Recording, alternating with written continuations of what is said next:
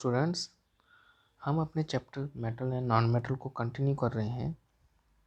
आज उसमें हम केमिकल रिएक्शंस मेटल और नॉन मेटल की कर रहे हैं।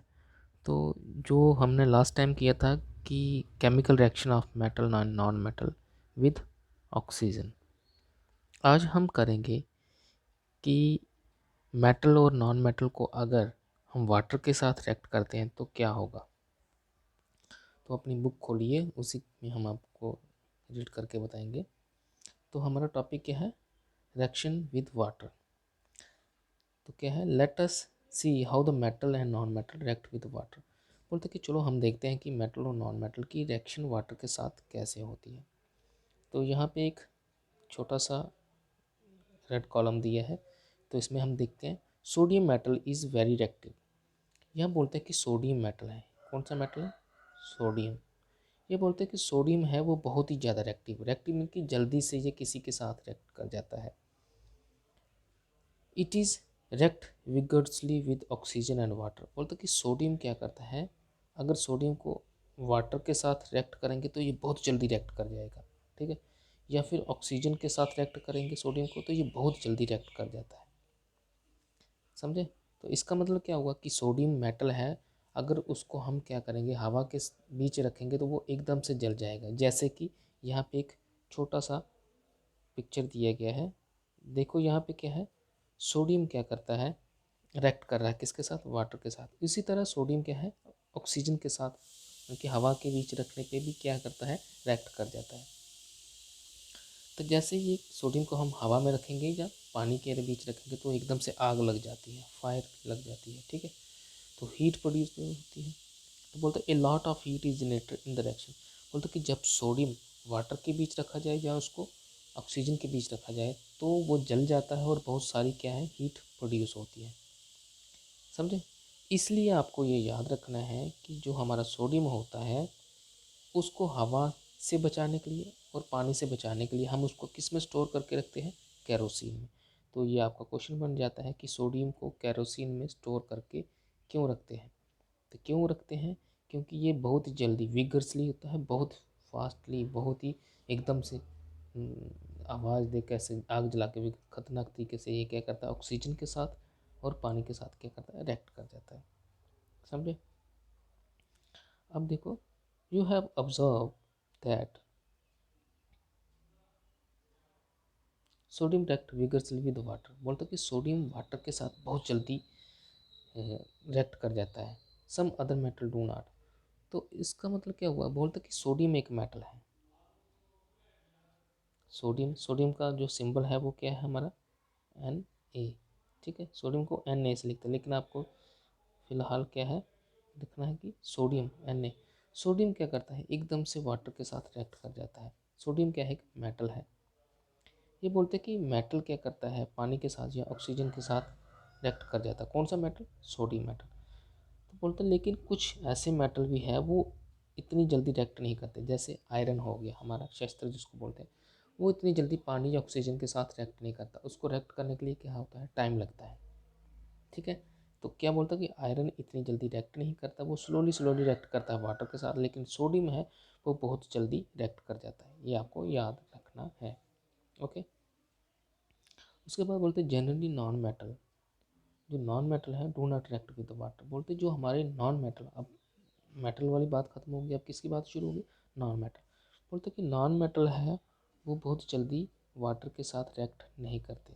दे may be very reactive in air, लेकिन वो हवा के साथ बहुत जल्दी रिएक्ट कर जाते हैं। बात समझे?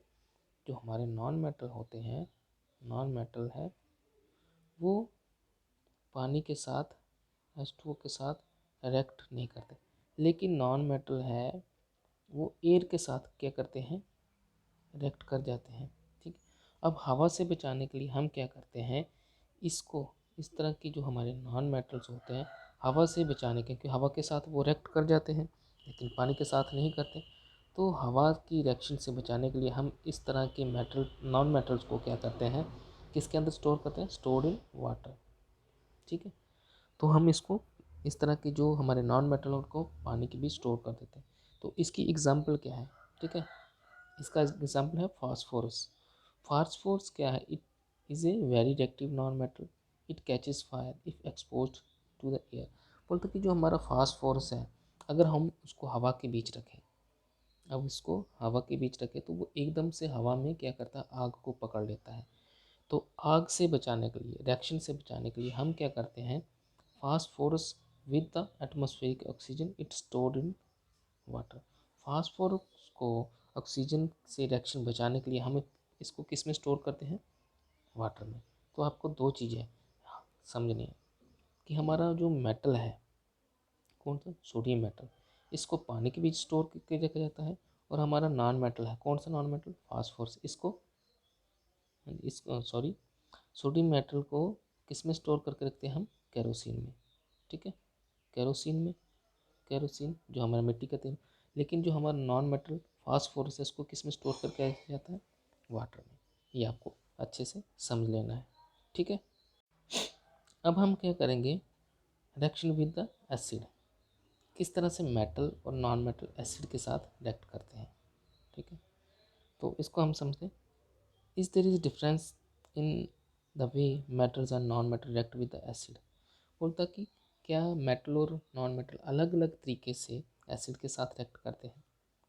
What could the pop sound in some cases be due to when the burning matchstick is brought near to the mouth of the test tube।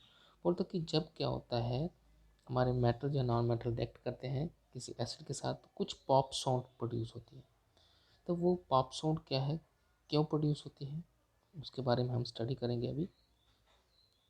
You must have found that the non-metal generally do not react with the acid, but the metal react with the acid to produce hydrogen gas. बोलता कि जो हमारे non metal होते हैं, non metal होते हैं, वो acid के साथ रिएक्ट नहीं करते। नॉन मेटल एसिड के साथ रिएक्ट नहीं करते, लेकिन मेटल होते हैं, ये क्या करते हैं, एसिड के साथ रिएक्ट कर जाते हैं। समझे। तो इससे हमें क्या जाहिर हो रहा है कि जो हमारे नॉन मेटल है वो रिएक्ट नहीं करते, लेकिन मेटल है वो बहुत ही जल्दी करता है, एसिड के साथ रिएक्ट करता है। लेकिन जब ये एसिड के साथ रिएक्ट करता है तो ये बोलते हैं कि मेटल और एसिड रिएक्ट करने पे क्या प्रोड्यूस करता है, हाइड्रोजन गैस। कौन सी गैस, हाइड्रोजन गैस। अब अगर हाइड्रोजन गैस निकल रही है वहाँ से, तो अगर हम एक माचिस की तीली को उसके पास जलाएंगे, क्या बोलते हैं, माचिस की तीली को उसके पास जलाएंगे, तो वो माचिस की तीली किस तरह की साउंड करेगी, पॉप साउंड, आवाज़ आएगी। ठीक है, एकदम से। तो किस तरह की आवाज़ होगी, पॉप साउंड की आवाज़ होगी। ठीक है, पॉप, इस तरह से आवाज़ आएगी।